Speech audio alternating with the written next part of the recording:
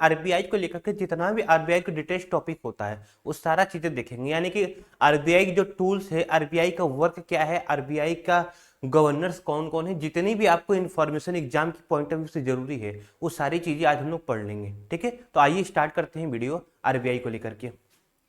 तो आरबीआई, जैसा कि दोस्तों बता दूं आपको, आरबीआई जो है रिजर्व बैंक ऑफ इंडिया, इसका फुल फॉर्म क्या है? रिजर्व बैंक ऑफ इंडिया है, reserve Bank of India, reserve Bank of India.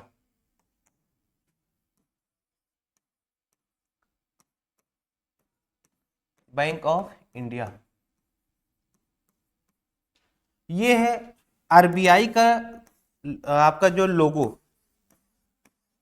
यानी कि रिजर्व बैंक ऑफ इंडिया के ये लोगो है, जिसमें आपको दिखेगा खजूर का पेड़ और टाइगर। क्या दिख रहा है लोगो में? खजूर का पेड़ और टाइगर। और ये फिलहाल आरबीआई के गवर्नर, आरबीआई यानी रिजर्व बैंक ऑफ इंडिया के, भारतीय रिजर्व बैंक के ये क्या है? गवर्नर है। फिलहाल वर्तमान में ये है गवर्नर। क्या नाम है? संजय मल्होत्रा।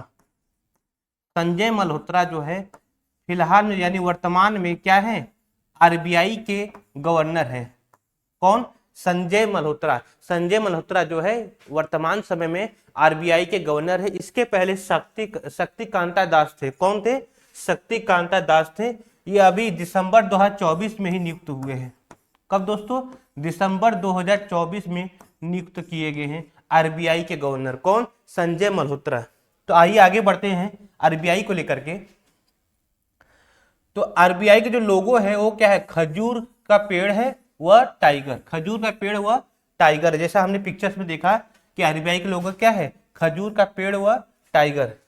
आरबीआई के लोगो क्या है दोस्तों? खजूर का पेड़ व टाइगर है आरबीआई का लोगो। आगे देखिए, करेंसी के नियंत्रण हेतु सेंट्रल बैंक की स्थापना की गई। देखो दोस्तों, हर एक देश की अपनी अपनी करेंसी होती है। उसी तरीके से अब हमारे भारत देश की करेंसी है रुपया। ठीक है, तो उस रुपये को कंट्रोल करना है ना? उस रुपीज को कंट्रोल करने के लिए कौन कंट्रोल करेगा? आरबीआई की स्थापना किया गया। किसका? आरबीआई का। यानी कि आरबीआई का काम ही है कि मनी कंट्रोल करना, यानी कि भारत की जो करेंसी कंट्रोल करना आरबीआई का काम है। क्या काम है दोस्तों? आरबीआई काम है करेंसी कंट्रोल करना। ठीक है, और भी कई सारे फंक्शंस हैं, लेकिन इसमें खास तौर पर इसका जो मेन ही है कि क्या करे? करेंसी को कंट्रोल करे। और आरबीआई क्या है? हमारा है सेंट्रल बैंक है। क्या है दोस्तों? सेंट्रल बैंक है। आरबीआई जो है सेंट्रल बैंक है। ठीक है, आरबीआई जो है, आरबीआई एक्ट 1934 के तहत होता है। किस एक्ट के तहत हुआ है? किस अधिनियम के तहत? आरबीआई एक्ट 1934 यानी आरबीआई अधिनियम 1934 के तहत इसकी स्थापना की जाती है। किसकी? आरबीआई की। कब? 1 अप्रैल 1935 को इसका स्थापना किया जाता है। कब? 1 अप्रैल 1935 को आरबीआई का स्थापना किया जाता है। किस अधिनियम के तहत हुआ है? आरबीआई अधिनियम 1934 के तहत 1 अप्रैल 1935 को इसकी स्थापना किया गया। अच्छा दोस्तों, जब ये स्थापना इसका हुआ, इसका जो केंद्रीय कार्यालय था, यानी इसका हेडक्वार्टर था, वो था कोलकाता। कहां पे था? कोलकाता में। यानी इसका जो हेडक्वार्टर कहां पे था स्टार्टिंग में? कोलकाता में। लेकिन 1937 में 1937 में क्या होता है कि इसका हेडक्वार्टर कहां बनाया जाता है? आरबीआई का जो हेडक्वार्टर है वो कहां पे हो जाता है? मुंबई। मुंबई में आरबीआई का हेडक्वार्टर बना दिया जाता है। और अभी वर्तमान समय में भी आरबीआई का हेडक्वार्टर कहां पे है? मुंबई में। कहां पे? मुंबई में आरबीआई का हेडक्वार्टर है। आगे देखते हैं। अच्छा, आरबीआई की जो स्थापना की गई है यंग हिल्टन कमेटी के सिफारिश पर। किस कमेटी पे? यंग हिल्टन कमेटी के सिफारिश पर किया गया है। यंग हिल्टन कमेटी के सिफारिश पर किया गया। किसका? आरबीआई का स्थापना किया गया। किस समिति के आधार पर? यंग हिल्टन समिति की सिफारिश पर, किस समिति की सिफारिश पर? यंग हिल्टन समिति की सिफारिश पर आरबीआई का स्थापना किया गया। ठीक है दोस्तों, अब आगे बढ़ते हैं। देखो, जो आरबीआई के जो पहले गवर्नर थे, आरबीआई के जो सॉरी आरबीआई के जो पहले गवर्नर थे, आरबीआई के जो फर्स्ट गवर्नर है वो कौन है? Osborne Smith. कौन थे? Osborne Smith. एक अंग्रेज विज्ञान, एक अंग्रेज था, यानी विदेशी था, हमारे भारत का ही नहीं था। यानी कि जब आरबीआई की स्थापना की गई तो उस समय आरबीआई के पहले गवर्नर कौन था? Osborne Smith. कौन? Osborne Smith Reserve Bank of India के पहले गवर्नर है। रिजर्व बैंक ऑफ इंडिया के पहले गवर्नर कौन है? Osborne Smith. ठीक है, आगे देखते हैं। अब पहले, यानी कि रिजर्व बैंक ऑफ इंडिया के पहले भारतीय गवर्नर, समझना दोनों में क्या अंतर है? रिजर्व बैंक ऑफ इंडिया के पहले गवर्नर ऑसबॉर्न स्मिथ। अच्छा, रिजर्व बैंक ऑफ इंडिया के पहले भारतीय गवर्नर कौन थे? सीडी देशमुख। कौन? सीडी देशमुख। सीडी देशमुख जो है रिजर्व बैंक ऑफ इंडिया के पहले भारतीय गवर्नर है। ठीक है दोस्तों। अच्छा, आरबीआई में देखते हैं। अच्छा, एक चीज बताओ, आरबीआई प्रेजेंट टाइम में आरबीआई गवर्नर कौन है? अभी हमने पीछे बताया कि प्रेजेंट टाइम में आरबीआई गवर्नर जो है वो है संजय मल्होत्रा। कौन? संजय मल्होत्रा जो है आरबीआई का गवर्नर है। कौन है दोस्तों? संजय मल्होत्रा जो है आरबीआई का गवर्नर है। ठीक है, आगे देखते हैं। अब क्या होता है कि आरबीआई में एक गवर्नर होता है, एक गवर्नर और 4 डिप्टी गवर्नर। कितने गवर्नर? यानी 4 उप गवर्नर होते हैं। एक गवर्नर और 4 डिप्टी गवर्नर होते हैं। कितने? एक गवर्नर और 4 डिप्टी गवर्नर होते हैं। ठीक है, अब आगे देखते हैं। आरबीआई के कार्य, यानी functions of RBI, functions of RBI.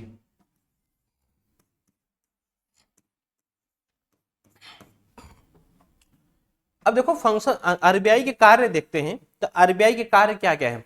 अभी हमने बताया कि हमारे देश है जो मनी, यानी कि जो करेंसी कंट्रोल करता है, कौन करता है? आरबीआई। देश में महंगाई बढ़ गई तो किसकी रिस्पॉन्सिबिलिटी आती है कि उसको देखभाल करे, उसकी निगरानी करे, उसको कंट्रोल करे? तो आरबीआई का रिस्पॉन्सिबिलिटी आ जाता है। ये बैंकों को भी रेगुलेट करता है। कौन? आरबीआई। अच्छा, ये क्या करता है? किस बैंक को चलने देना, किस बैंक, यानी कि किस बैंक, अगर कोई बैंक फ्रॉड कर रहा है तो उसकी भी रिस्पॉन्सिबिलिटी आरबीआई की है। ठीक है, अगर कुछ बैंक अपने ब्रांच को बढ़ाना चाहते हैं तो उसकी भी रिस्पॉन्सिबिलिटी किसका है दोस्तों? आरबीआई का है। यानी कि आरबीआई के बहुत सारे ऐसे काम हैं जो हम देखेंगे कि हमारे अर्थव्यवस्था के लिए बहुत जरूरी है, बैंकिंग सिस्टम के लिए बहुत जरूरी है।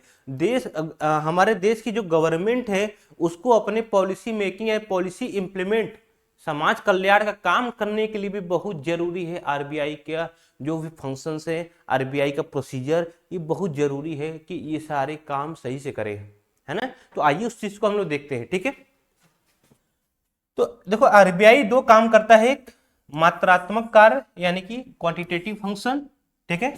दूसरा गुणात्मक कार्य यानी क्वालिटेटिव फंक्शन। ठीक है दोस्तों, जिसमें से हम बात करते हैं मात्रात्मक कार्य के बारे में, तो पैसों का निर्गमन यानी इशूइंग ऑफ करेंसी। ठीक है, यानी क्या करता है? पैसों का, यानी कि करेंसी को इशू करता है।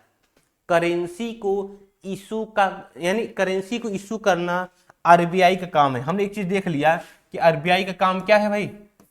आरबीआई जो यानी रिजर्व बैंक ऑफ इंडिया का काम क्या है? करेंसी इशू करना, करेंसी इशू करना। ठीक है, आगे देखते हैं। सरकार का बैंक है ये। किसका बैंक है? सरकार का बैंक है। क्या मतलब होता है? जब हमारे केंद्र सरकार को या राज्य सरकार को अपने पॉलिसी मेकिंग के लिए, यानी पॉलिसी इंप्लीमेंट करने के लिए पैसे की जरूरत होती है तो सरकार क्या करता है? इसी से कर्ज लेता है। किससे? आरबीआई से कर्ज लेता है। तो गवर्नमेंट क्या करेगी? आरबीआई से कर्ज लेगी कुछ अपनी गवर्नमेंट सिक्योरिटीज रखकर। गवर्नमेंट सिक्योरिटीज को एज ए गिरवी रखकर वो क्या करेगी? आरबीआई से कर्ज लेगी। ठीक है, और इसका देखते हैं विदेशी विनिमय का प्रबंधक एवं अभिरक्षक, यानी कि manager and custodian of foreign exchange.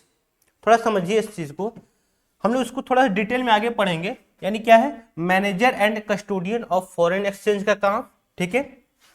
1 रुपए के नोट के व सिक्कों के अलावा, थोड़ा ध्यान देना, 1 रुपए का नोट में कई सारे नोट है, 1 का, 2 का, 5 का फिलहाल में, है ना, 10 का, 20, 50, 100, ऐसे 500, है ना। जो सबसे बड़ी नोट जो है कौन सा, 500 क्या है।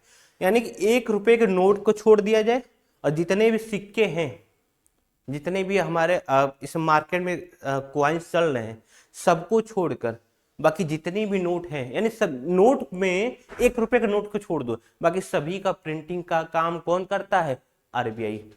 सिक्के का तो करेगा ही नहीं और 1 रुपए का नोट का भी नहीं करेगा, बाकी जितने भी नोट हैं सभी को प्रिंट कौन करता है, आरबीआई। कौन दोस्तों, आरबीआई इन सबको प्रिंट करता है, ठीक है। बाकी 1 रुपए के जो नोट हैं और सिक्के, उसको कौन बनाता है, उसको कौन मैन्युफैक्चर करता है, तो उसको मैन्युफैक्चर काम है मिनिस्ट्री ऑफ फाइनेंस के तहत। कौन, मिनिस्ट्री ऑफ फाइनेंस के तहत, यानी कि वित्त मंत्रालय के तहत। वहां का जो साइन, उस पर साइन किसका होता है, वित्त सचिव का। किसका, वित्त सचिव का। यानी कि किसके अंदर आता है 1 रुपए का नोट और सिक्का, मिनिस्ट्री ऑफ फाइनेंस, और उस पर सिग्नेचर किसका रहता है, वित्त सचिव का, ठीक है। आगे देखते हैं हम लोग अभी ये जो manager and custodian of foreign exchange, इसको डीप में आगे देखा जाएगा, ठीक है। बैंकों का बैंक है, सरकार का बैंक है, कैसे, फिर इसको आगे देखते हैं, ठीक है। अब देखो दोस्तों, ये थोड़ा सा एग्जाम के पॉइंट ऑफ व्यू से बहुत ज्यादा ये फैक्ट चीजें हैं, तो इसको थोड़ा ध्यान से समझना। देखो, नोट प्रिंटिंग प्रेस, अभी हमने कहा कि आरबीआई क्या करता है, 1 रुपए के नोट को छोड़कर बाकी सभी नोटों को क्या करता है, वो प्रिंट करता है। तो आइए देखते हैं कि उसका प्रिंटिंग प्रेस कहां कहां, किस किस शहरों में है, ठीक है। तो आइए देखते हैं इसको। नोट प्रिंटिंग प्रेस में नासिक में इसका एक नोट प्रिंटिंग प्रेस है। कहां, क्या है, नासिक, यानी कहां पे, महाराष्ट्र में इसका एक नोट प्रिंटिंग प्रेस है। क्या है दोस्तों, नोट प्रिंटिंग प्रेस जो है महाराष्ट्र में है, ठीक है। अगला जो है वो देवास, मध्य प्रदेश के देवास में इसका है, यानी कि नोट प्रिंटिंग प्रेस 4 जगह पे है, नासिक, देवास, मैसूर और सालबनी, ठीक है। नोट प्रिंटिंग प्रेस यानी 4 जगहों पे भारत के जो नोट हैं, हमारे मार्केट में जो नोट है, वो इन्हीं 4 जगहों पे छपे होंगे। कहां कहां, पहला नासिक महाराष्ट्र में, कहां पे, नासिक महाराष्ट्र में। दूसरा देवास मध्य प्रदेश में। तीसरा मैसूर कर्नाटक में, मैसूर कहां पे, कर्नाटक में। और चौथा सालबनी, कोलकाता में। सालबनी कहां, कोलकाता में। इन 4 जगहों पर नोटों की छपाई होती है। कहां कहां पे, आपका जो है कि मैसूर, सालबनी और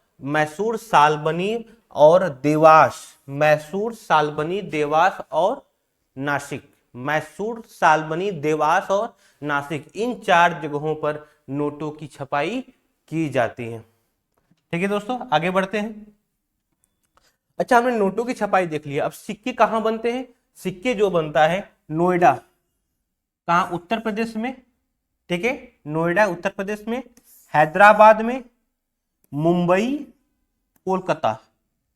नोएडा कहां, नोएडा उत्तर प्रदेश, हैदराबाद, मुंबई और कोलकाता, इन 4 जगहों पर सिक्कों का मैन्युफैक्चरिंग होता है, सिक्के बनाए जाते हैं। यानी जो मार्केट में सिक्के हैं वो इन 4 जगहों, कहां कहां, हैदराबाद, नोएडा, मुंबई और कोलकाता, इन 4 जगहों पर जो हमारे भारत यानी कि भारत की अर्थव्यवस्था में जो सिक्के हैं वो इन्हीं 4 जगहों पर बनाया जाता है, ठीक है दोस्तों।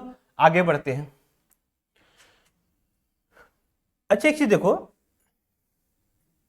जैसे हमने कहा अभी कि हम जो नोट प्रिंटिंग प्रेस है, नोट प्रिंटिंग प्रेस जो है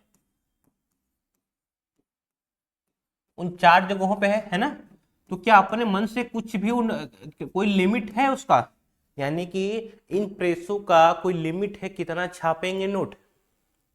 आज हमारे भारत की अर्थव्यवस्था में कुछ मतलब रुपए चल रहे हैं, है ना, देखिए क्या अनलिमिटेड है, अगर ऐसा रहे तो सभी के पास पैसे हो, रुपए ही रुपए हो, लेकिन ऐसा नहीं है। हम भारत की मार्केट में यानी हमारे इकोनॉमी में, हमारे अर्थव्यवस्था में नोट यानी कि नोटों का जो छपाई होता है वो लिमिट है। वो क्या है दोस्तों? लिमिट है। कैसे, किस बेस पर? मिनिमम रिजर्व सिस्टम, न्यूनतम आरक्षित प्रणाली कहते हैं उसको। क्या कहते हैं? न्यूनतम आरक्षित प्रणाली। कहता क्या है कि अगर 200 करोड़ रुपए छापने हैं, कितना? अगर 200 करोड़ रुपए की छपाई करनी है, 200 करोड़ रुपए की छपाई करनी है, तो उसके लिए क्या होना चाहिए? 115 करोड़ का गोल्ड होना चाहिए। कितना दोस्तों? 115 करोड़ का गोल्ड होना चाहिए। ठीक है, पहला कंडीशन, ये फर्स्ट कंडीशन है। और सेकंड कंडीशन है कि 85 करोड़ रुपए का जो होना चाहिए वो क्या? Government and foreign security. RBI अगर छापेगा 200 करोड़ रुपए ना, तो उसके लिए उसके पास 115 करोड़ का पहले सोना होना चाहिए। दूसरा, उसके पास जो गवर्नमेंट यानी कि जो सरकारी संपत्ति यानी सरकारी चीजों में जो इन्वेस्ट किया हो उसका मतलब उसके पास सिक्योरिटी होनी चाहिए। और जो फॉरेन में इन्वेस्ट किया हो उनका मिला करके 85 करोड़ रुपए होने चाहिए। यानी कि टोटल अगर ये 85 करोड़ रुपए देख रहे गवर्नमेंट एंड फॉरेन सिक्योरिटी को मिला करके, और दूसरा 115 करोड़ रुपए जो गोल्ड में होता है उनको मिला करके टोटल 200 करोड़ रुपए होगा, तब जाकर आरबीआई क्या करेगा? 200 करोड़ रुपए के नोटों की छपाई कर पाएगा, 200 करोड़ रुपए छाप पाएगा। ठीक है दोस्तों, 200 करोड़ नोट नहीं, 200 करोड़ रुपए छापेगा, ध्यान देना। आगे बढ़ते इसमें, देखो आरबीआई जो वर्क होता है ना, वो क्या करता है? क्रेडिट कंट्रोलर का काम है। क्या काम है? क्रेडिट कंट्रोलर का काम है। क्या काम है इसका? क्रेडिट कंट्रोलर का काम है ये क्या करता है कि मार्केट में लिक्विडिटी को मेंटेन रखता है। लिक्विडिटी का क्या मतलब होता है? तरलता। देखो जैसे ध्यान से सुनो, कभी कभी क्या होता है ना कि जो रियल एस्टेट होता है,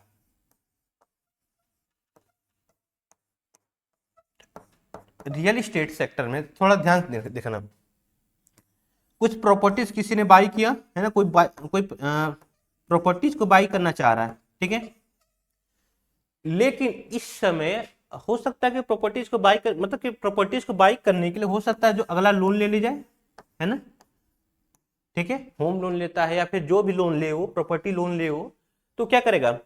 यानी कि अगर लोन उसको महंगा पड़ गया, लोन उसे महंगा समझ में आ रहा तो क्या करेगा? अपना जो जो भी प्रॉपर्टीज खरीदना चाह रहा है उस प्रॉपर्टीज को नहीं खरीदेगा। ठीक है, ये काम कर सकता है। तो यानी क्या हुआ? तो ऐसे देखा जाए तो रियल एस्टेट में जो भी प्रॉपर्टीज बनी हुई है, जो भी हमारे बिल्डिंग्स या फिर फ्लैट जो भी प्लॉटिंग हुआ है, वो क्या करेगा? उसकी डिमांड डाउन हो जाएगी, यानी उसकी मांग कम होगी। जब मांग कम होगी तो क्या होगा? हमारे जीडीपी में, हमारे मार्केट में एक तरीके से जॉब भी जाएगी, जॉब भी नहीं रहेगी, यानी कई सारे पैरामीटर्स डिपेंड करेंगे। इसका तो अब यहीं पर आरबीआई क्या करेगा? अगर कोई बंदा लोन लेकर के प्रॉपर्टी लेना चाह रहा है तो आरबीआई तुरंत क्या करेगा? कई सारे टूल्स से लोन को कोशिश करेगा कि वो सस्ता हो, लोन को सस्ता कराने यानी कि मार्केट में बैलेंस करने का काम ही करेगा। अगर देखेगा कि होम लोन मतलब कि कम है, प्रॉपर्टीज की मांग हाई हो गई, प्रॉपर्टीज महंगे होते जा रहे हैं, जो आम यानी कि जो आम पब्लिक की बस की बात नहीं है कि उसे खरीद सके, तो क्या करेगा? लोन यानी कि जो लोन है उसको महंगा करने की कोशिश करेगा, है ना। यानी डिमांड सप्लाई को मेंटेन रखकर चलना चाहेगा, ठीक है, डिमांड और सप्लाई को मेंटेन बैलेंस रखेगा, उसका यही काम है। आरबीआई का यही काम है कि डिमांड और सप्लाई को बैलेंस रखकर चले, है ना, ये चीज है। ठीक है, आगे बढ़ते हैं इसमें। आरबीआई जो है वो बैंकर्स ऑफ बैंक है। वो क्या है? बैंकों का बैंक है। क्या मतलब है, समझते हैं इस बात को। जैसे भारत का आम आदमी है ना, भारत का आम आदमी क्या करता है?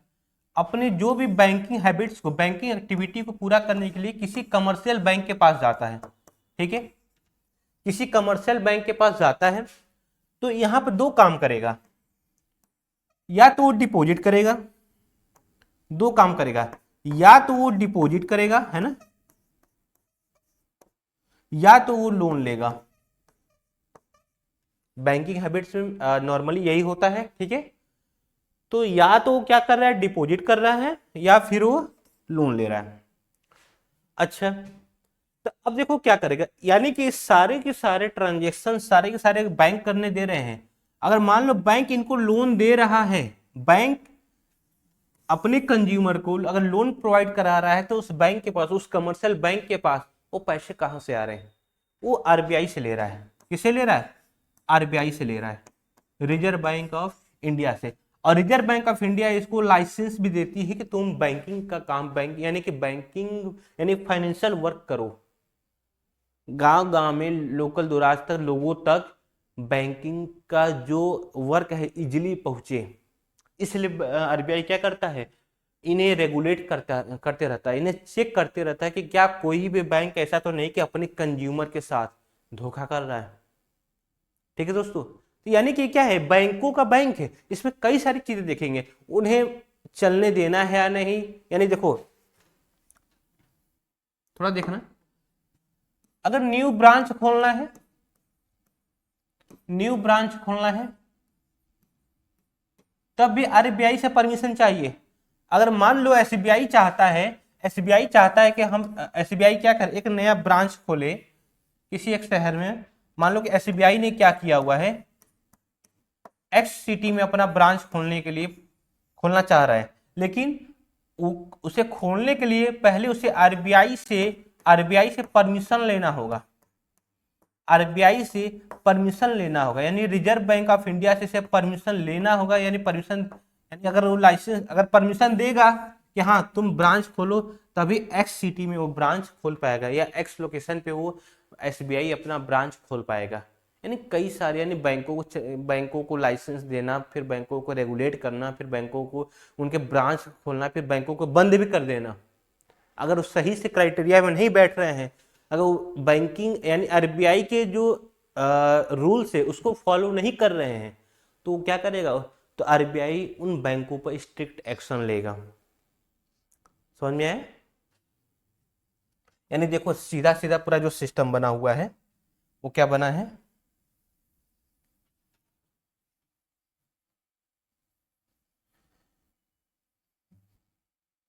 थोड़ा देखना दोस्तों। जैसे आरबीआई एक एपेक्स बॉडी है, एपेक्स बॉडी है ये टॉप पे, ठीक है।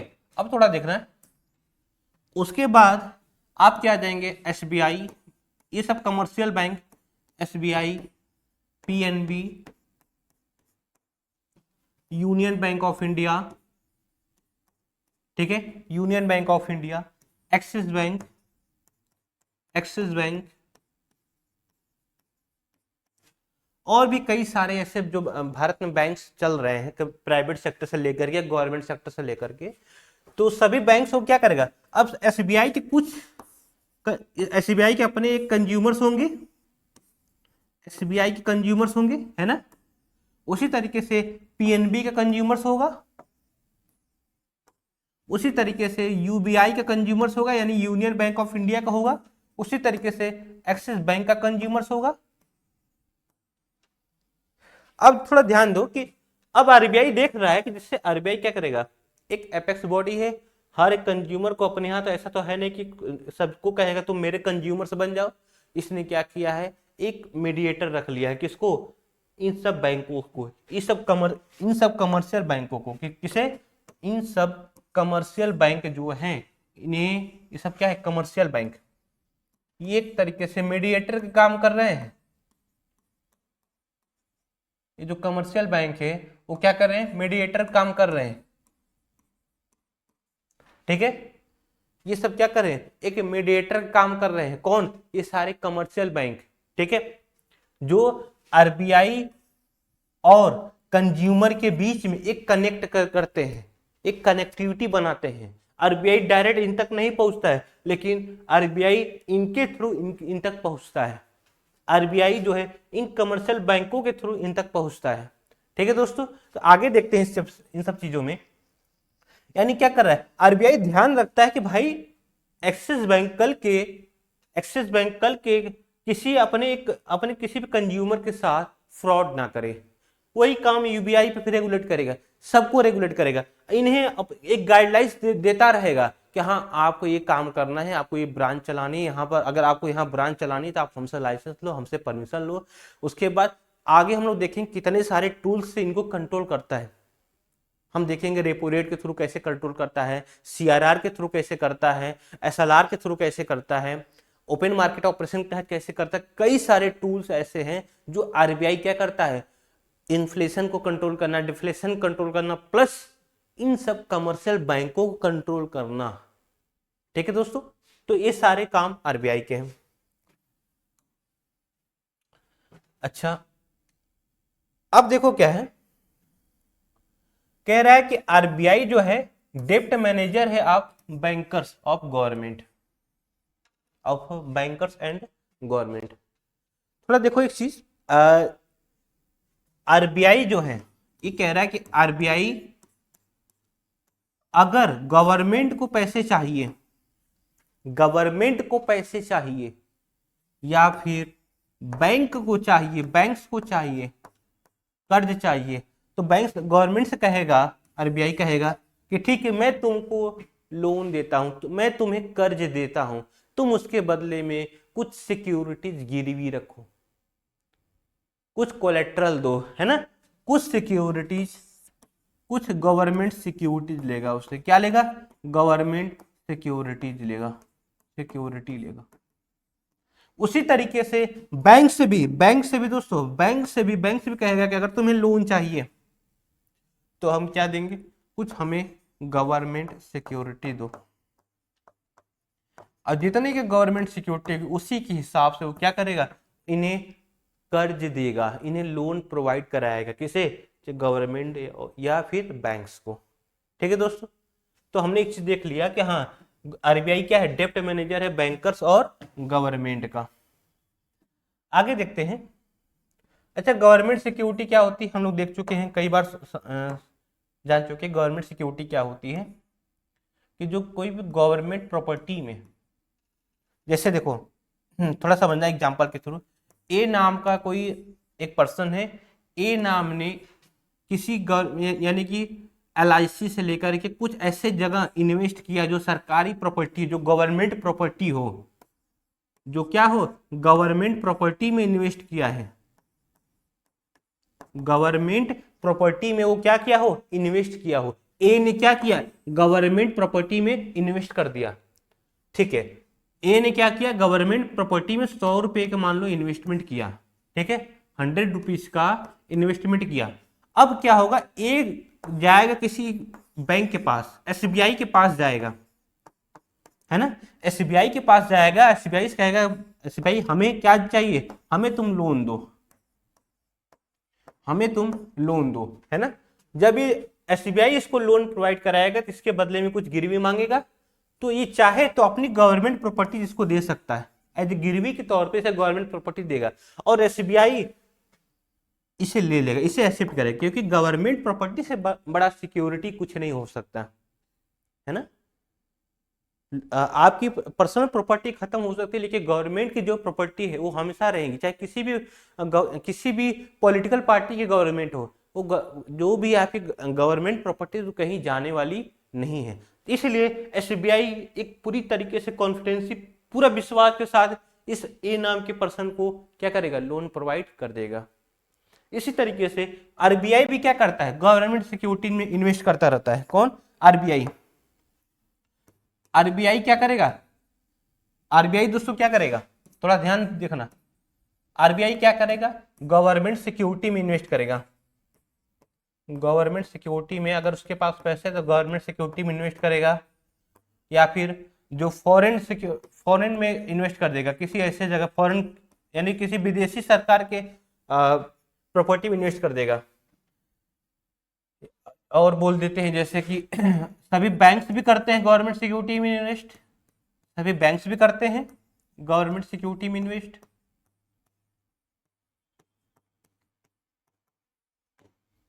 तो ये सारी चीजें दोस्तों क्या करता है, हमने अभी जो देखा इस पॉइंट को, कि हाँ गवर्नमेंट सिक्योरिटी क्या होती है। ठीक है, लीगल टेंडर एक टर्म है, लीगल टेंडर, लीगल टेंडर।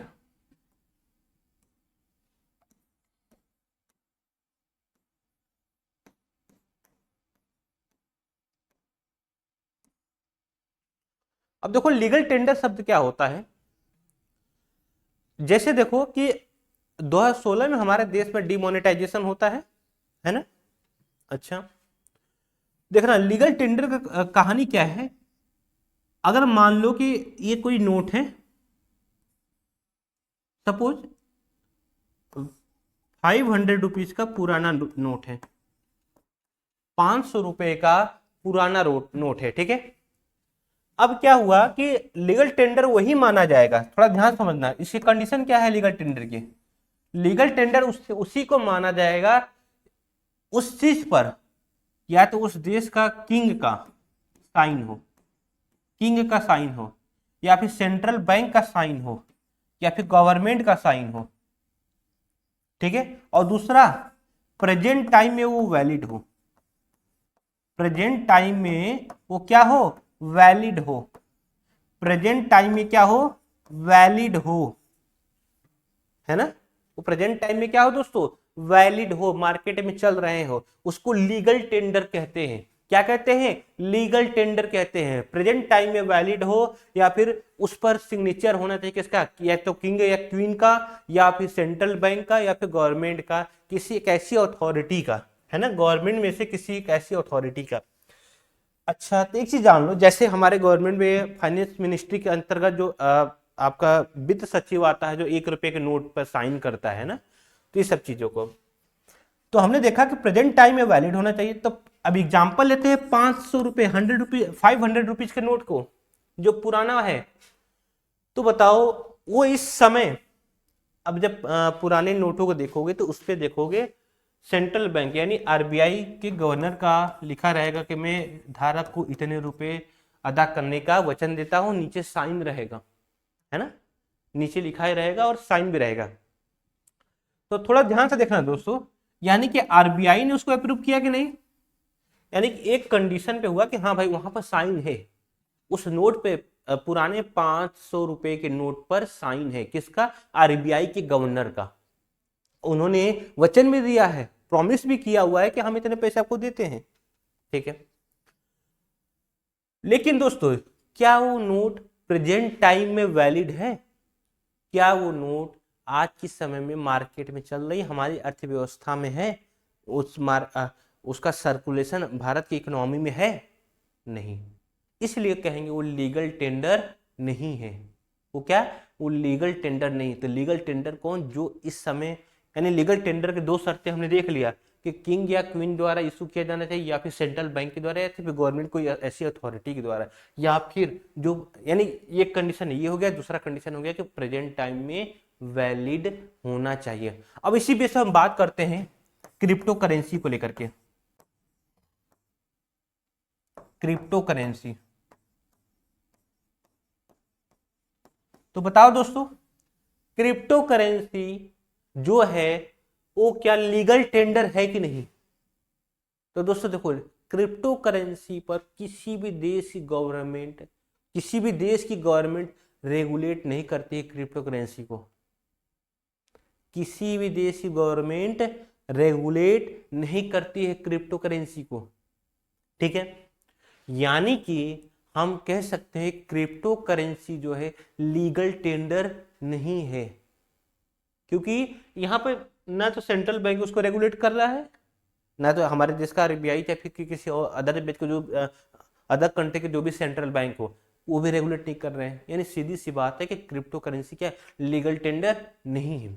अच्छा, डॉलर, डॉलर की बात करते हैं। डॉलर जो है दोस्तों, ये सेंट्रल बैंक यानी कि यूएस डॉलर से लेकर के ऑस्ट्रेलियन, किसी भी देश की करेंसी को लेकर बात करो तो क्या है, वहां के सेंट्रल बैंक उस पर साइन होगा कि नहीं बताओ, सेंट्रल बैंक का साइन होगा उस पर। ठीक है, लेकिन क्या वो इंडिया में वैलिड है, क्या हम और आप या कोई भी शॉप पे डॉलर का नोट लेकर के जाए, डॉलर लेकर जाए और शो करे तो कहे कि हाँ भाई इसके बदले कुछ दो, तो नहीं, इंडिया में वैलिड क्या है, रुपीज। करेंसी कौन सी, रुपीज ही वैलिड है, न कि डॉलर। तो डॉलर भी इंडिया में लीगल टेंडर नहीं है, डॉलर भी इंडिया में लीगल टेंडर नहीं है। ठीक है दोस्तों, अब आगे बढ़ते हैं। फॉरेन करेंसी, आरबीआई का एक काम है फॉरेन करेंसी को रेगुलेट करना, एक्सचेंज करना, रेगुलेट करना, एक्सचेंज करना। जैसे कि अगर हमें या आपको किसी को विदेश पढ़ने जाना हो, यूएस जाना हो, तो हम क्या करेंगे, रुपीज को यूएस डॉलर में एक्सचेंज कराएंगे। क्या करेंगे, एक्सचेंज कराएंगे। कौन करता है, आरबीआई के तहत होता है, आरबीआई करता है। कौन करता है, आरबीआई। अच्छा, या फिर इंपोर्ट करें हम, है ना, इंपोर्ट करें, कुछ चीजें मंगाए, ठीक है, तो अब भी हमें इंपोर्ट एक्सपोर्ट, यानी कि जो भी हम ट्रेड करते हैं, इंपोर्ट एक्सपोर्ट करते हैं, डॉलर का आना हमारे देश में, उसको भी रेगुलेट कौन करता है, आरबीआई। जैसे अभी हाल ही में आप देख रहे हैं कि जो डॉलर है हमारा, वो रुपीज के मुकाबले काफी मजबूत हो गया, लगभग 86 to 87 रुपीज के आसपास चल रहा है एक $1 का प्राइस। यानी कौन, इसको कौन रेगुलेट कर रहा है, कौन बढ़ा रहा है, घटा रहा है, इस सारा काम कौन करता है, आरबीआई। कौन दोस्तों, आरबीआई। अगर देखिएगा, आरबीआई देखता है कि मार्केट में डॉलर का वैल्यू गिर रहा है इंडिया के, तो आरबीआई क्या करेगा, तुरंत मार्केट से डॉलर को अब मतलब कि अपने पास, मतलब कि क्या करेगा, कंट्रोल कर लेगा, उसको लॉक कर देगा, होल्ड कर देगा, डॉलर ज्यादा निकालेगा ही नहीं मार्केट में। अगर देखिएगा डॉलर के प्राइस मजबूत हो रहा है रुपीज के मुकाबले, तो इंडिया के मार्केट में क्या करेगा, डॉलर को रिलीज करेगा, थोड़ा बहुत रिलीज करेगा, जिससे क्या हो, स्टेबल रहे, जिससे क्या हो, स्टेबल रहे, ना डॉलर ज्यादा गिरे, ना डॉलर ज्यादा उठे। तो इस चीजों को मेंटेन कौन करता है, आरबीआई। ठीक है दोस्तों, आगे बढ़ते हैं। आरबीआई के कुछ जनरल वर्क देख लें कि आरबीआई को सामान्य कार्य क्या है। आरबीआई जो क्या करता है, बैंक्स को डायरेक्शन देता है, हमने देख लिया कि बैंक को क्या करता है, निर्देश देता है कि कंज्यूमर का ध्यान दो, कंज्यूमर का ध्यान दो, कंज्यूमर को निर्देश देता है कि किसी भी बहकावे में ना आए। ये सारी चीजें फ्रॉड हो सकती हैं, है ना। आज के समय में जो कितने सारे ऑनलाइन फ्रॉड चल रहे, कितनी सारी चीजें, सबको आरबीआई समझाता रहता है, पिन के थ्रू, ओटीपी के थ्रू, एटीएम कार्ड के थ्रू, कितनी सारी चीजें, वो कौन डायरेक्शन देता रहता है, आरबीआई। बैंकों को भी डायरेक्शन देता है, साथ में साथ भारत के जो बैंक्स का जो कंज्यूमर है उनको भी डायरेक्शन देता रहता है। बैंकों को रेगुलेट करता है, क्या करता है दोस्तों, रेगुलेट करता है, उन्हें टाइम टू टाइम चेक करता रहता है कि ये बैंक्स सारी क्राइटेरिया को फुलफिल कर रहे हैं कि नहीं। बैंकों को लाइसेंस देता है और उनका इंस्पेक्शन करता रहता है। आरबीआई का काम ही है कि बैंकों का निरीक्षण करे, चेक करते रहे कि कहीं ऐसा कुछ, ऐसे ऐसे फ्रॉड लोगों को इसने लोन तो नहीं दी थी जो कल के ये क्या करे, भारत की अर्थव्यवस्था के लिए खतरा हो। कैसे कोई बैंक ऐसे गलत लोगों को लोन ना दे दे जो भारत की अर्थव्यवस्था के लिए खतरा हो, जैसे विजय माल्या जैसे लोग। हालांकि आरबीआई इतना स्ट्रिक्ट होने के बाद भी बैंकों ने आरबीआई के साथ धोखा किया है।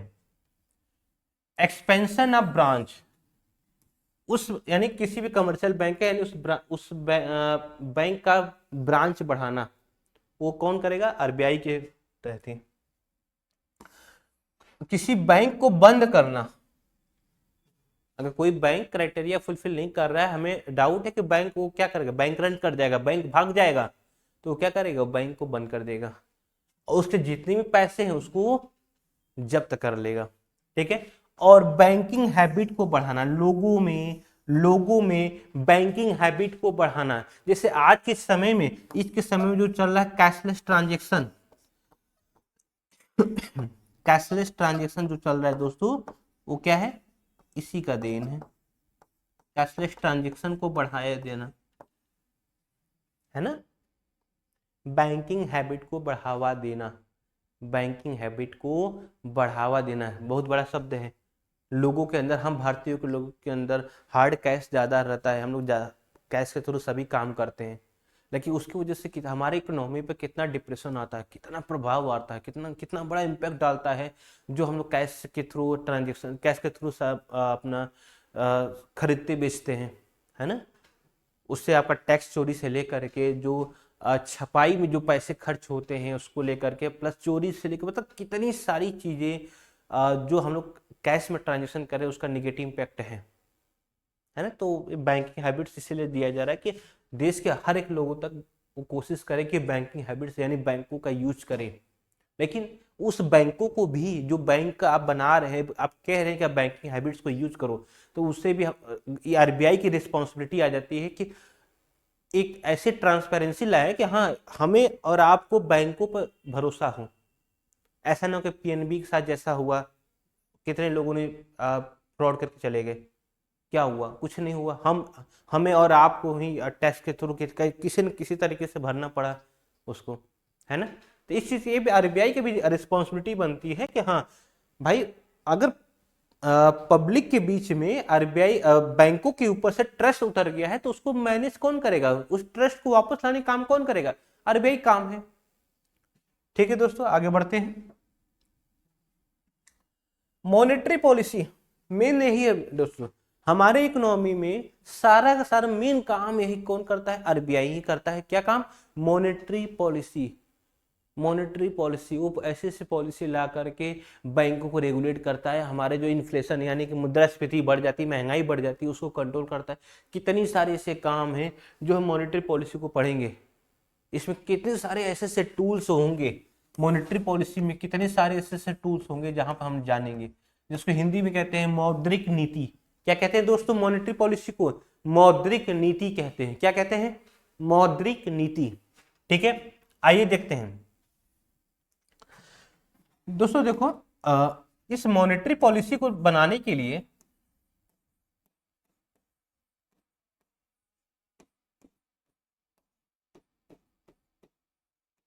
2016 में क्या होता है? 2016 में उर्जित पटेल कमेटी ने, उर्जित पटेल कमेटी, उर्जित पटेल कमेटी ने, कमेटी की सिफारिश पर एक कमेटी बनाई जाती है जो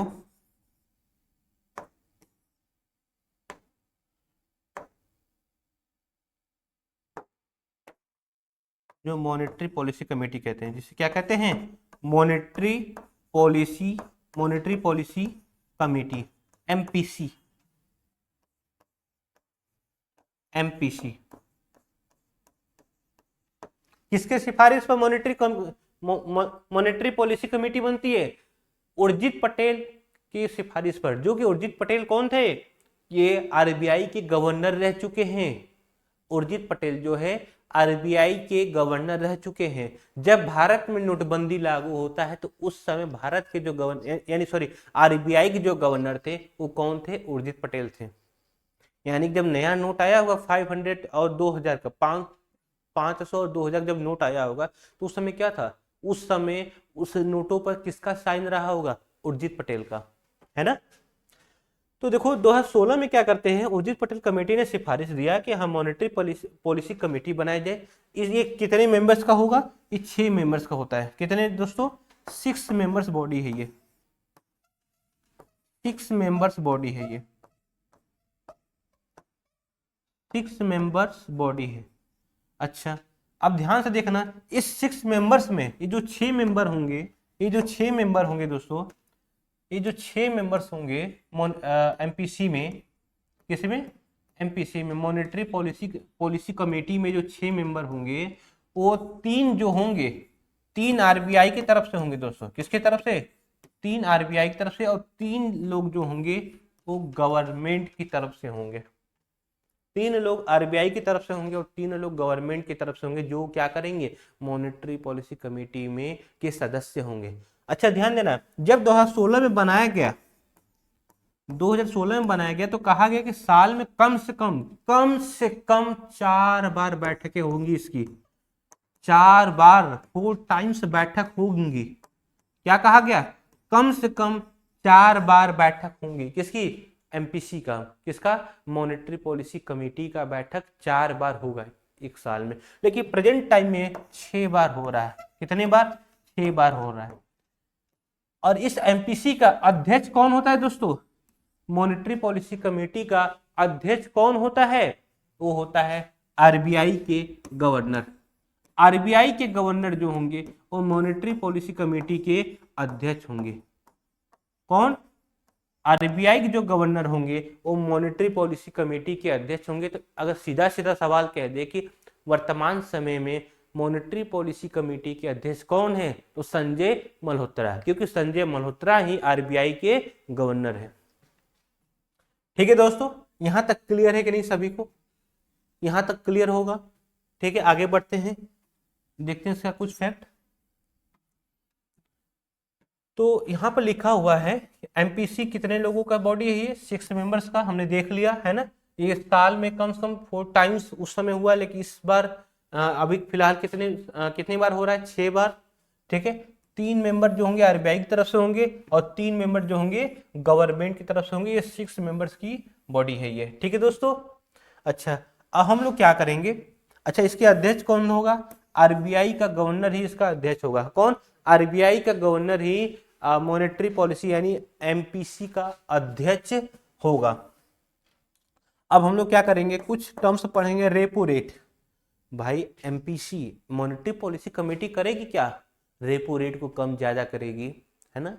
सीआरआर को देखेगी, एसएलआर को देखेगी, यानी जितने भी टूल्स है इंडियन मार्केट को, इंडियन इकोनॉमी को कंट्रोल करने का, इंडियन इकोनॉमी को रेगुलेट करने का, वो सारे टूल्स यहीं पे एमपीसी यूज करेगी। कौन? एमपीसी यूज करता है इंडियन इकोनॉमी को रेगुलेट करने का। हम उसमें हर एक टूल्स को बारी बारी से देखेंगे, ओपन मार्केट ऑपरेशन को देखेंगे, कैश रिजर्व रेशियो को देखेंगे, स्टैट्यूटरी लिक्विडिटी रेशियो को देखेंगे, बैंक रेट क्या होता है, रिवर्स रेपो रेट क्या होता है, रेपो रेट क्या होता है। हम लोग क्या करते हैं? एक एक टूल्स को बारी बारी से और अच्छे से पढ़ते हैं, जिससे क्या हो कि आपके दिमाग में पूरी तरीके से बैठ जाए। आप एग्जाम में जाओ तो देखते ही उसको आंसर को सही करके आओ। ठीक है दोस्तों, आगे बढ़ते हैं।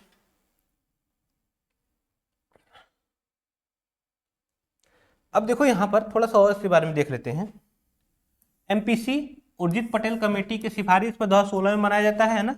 इसका काम है मुद्रास्फीति यानी इन्फ्लेशन और डिफ्लेशन ना। तो यानी 4+-2 का क्या मतलब है दोस्तों? 4+-2 ये इसके हिसाब से लक्ष्य, यही उसका लक्ष्य है, यही लक्ष्य है। मतलब क्या है, थोड़ा ध्यान देना। ये जो 4+-2 है, इसका क्या मतलब है? अगर 4+2 कर दे तो 6 हो जाता है, यानी हमारा जो इन्फ्लेशन होना चाहिए 6 पॉइंट से ज्यादा नहीं होना चाहिए। भारत की महंगाई इतना नहीं बढ़नी चाहिए। भारत की महंगाई अगर साल में बढ़ती है तो इतना नहीं बढ़नी चाहिए।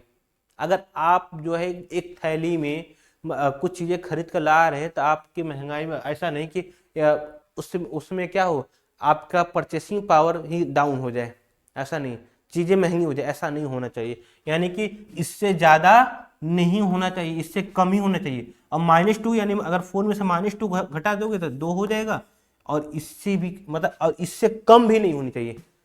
6 और 2 के बीच में होनी चाहिए, यानी कि ना इन्फ्लेशन हो ना ही डिफ्लेशन हो, ना इन्फ्लेशन हो ना ही डिफ्लेशन हो। इसका यही मतलब है 4+-2, यानी कि ना ज्यादा महंगाई बढ़े, ना 6 के पार महंगाई जाए, ना 2 के नीचे सस्ता, कुछ चीजें सस्ता हो। चीजें सस्ता होंगी, किसानों से लेकर के हर किसी को समस्या आने लगे। कभी कभी इतनी बड़ी समस्या है दोस्तों कि किसानों को अपनी चीजें इतने सस्ते में बेचना पड़ा कि उनका लागत तक नहीं निकल पाता है। ये किसानों के दर्द को आज की खास तौर पर जो अर्बन लोग हैं, अर्बन सिटी के लोग हैं, वो नहीं समझ पाते हैं। उन्हें चीजें महंगी समझ में आती है, लेकिन उन्हें पता होना चाहिए कि हाँ, कम से कम आज के समय में किसान ऐसे नहीं सुसाइड कर रहा है क्योंकि उसकी लागत तक नहीं निकलती है। क्लाइमेट चेंज से लेकर के उसके डिमांड से लेकर के कितनी सारी उसके प्रभाव पड़ता है उसके किसानों के जो खेती करते हैं, है ना। तो इस चीज को देखते हुए ना 2 से नीचे पॉइंट जाए, ना 2 पॉइंट के नीचे जाए, ना 6 पॉइंट के ऊपर जाए, इसी के बीच में रहे, है ना। यही चीजें रहता है। ठीक है दोस्तों, इसमें हमने देख लिया 4+-2 इसी पे एमपीसी डिसाइड देखती है कि क्या हम इस टारगेट के बीच में है कि नहीं। लेकिन दोस्तों बात यह है कि हम इसके पार हैं। सच्चाई यही है, सच्चाई यही है कि इन्फ्लेशन के मामले में हम 6 से भी पार हैं। ध्यान दीजिएगा, रियलिटी ये है, इनका टारगेट ये है कि टारगेट अचीव नहीं कर पाए हैं, एमपीसी अपने टारगेट को अचीव नहीं कर पाई है। रियलिटी यही है कि हम उस 6 के पार में हैं। ठीक है दोस्तों, आगे बढ़ते हैं। अब देखो रेपो रेट क्या होता है, थोड़ा समझिएगा। इसको देखते हैं रेपो रेट को। रेपो रेट यहां पर दिया हुआ है, हम लोग रेपो रेट को देख लेते हैं। रेपो रेट जो होता है 2 से 14 दिन के लिए, इसकी जो टाइमिंग जो लिमिट होती है 2 से 14 दिन के लिए, और जो प्रेजेंट टाइम में रेपो रेट है वो 6.25% है। कितना? 6.25% है। थोड़ा ध्यान से देखो रेपो रेट क्या होता है।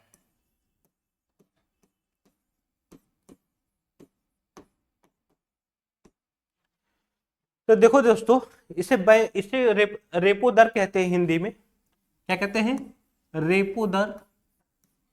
रेपो दर हिंदी में इसे रेपो दर कहा जाता है। क्या कहा जाता है दोस्तों? रेपो दर। थोड़ा ध्यान से देखना, रेपो दर कहा जाता है। ठीक है, देखो इस चीज को अब थोड़ा समझो।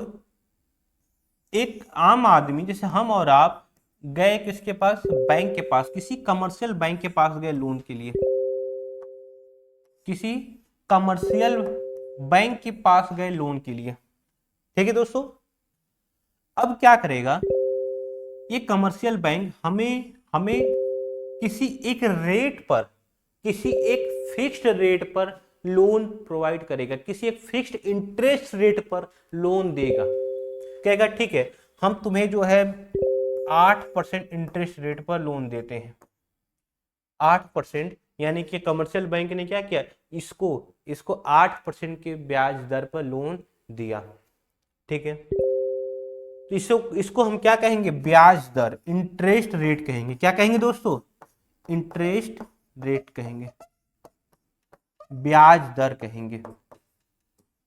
ठीक है, ये जो 8% पर एक बैंक ने, मान लो एसबीआई ने ए नाम के बंदे को दिया, तो किस दर पर दिया? 8% के ब्याज दर पर दिया।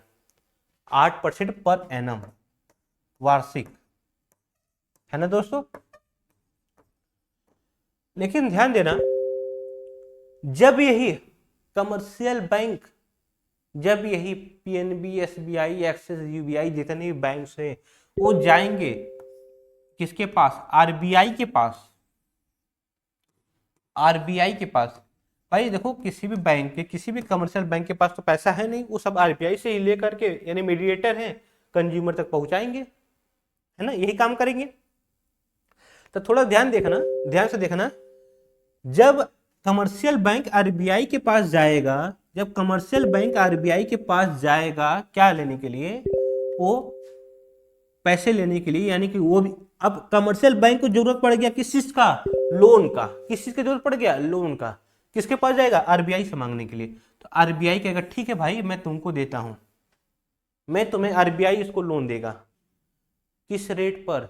जो वह आज के समय में जो चल रहा है वो 6.25% पर। ये तो देखो, ये तो फिक्स, ये तो हमने एक एग्जांपल लिया, लेकिन ये फिक्स है। 6.25% के रेट पर क्या कर देगा? इन्हें लोन देगा। लेकिन इसे हम इंटरेस्ट रेट नहीं कहेंगे, इसको हम लोग इंटरेस्ट रेट नहीं कह सकते, इसको कहेंगे रेपो रेट। क्या कहेंगे दोस्तों? रेपो रेट कहेंगे। क्या कहेंगे? रेपो रेट कहेंगे इस चीज को।